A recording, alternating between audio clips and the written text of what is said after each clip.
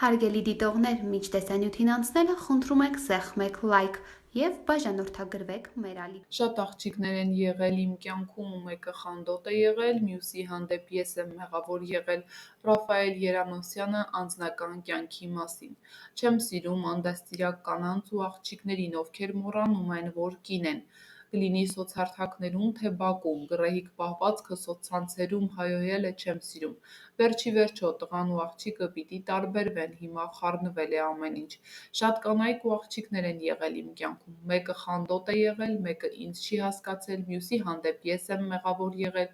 կա այն, ինչ կա։ Աստված առաջ ամեն ինչ իր հունով ընթանում է ու համոզված եմ, որ այդ լուսաբացը ես ու բոլոր այն մարդիկ, ովքեր սպասում են այդ հրաշալի օրվան, միասին կվայելենք։ Այդ լուսաբացն արդեն այդքան հեռու չէ։ Կյանքի ճանապարհին հաղորդման շրջանակներում ասել է դերասան Ռաֆայել Երանոսյանը։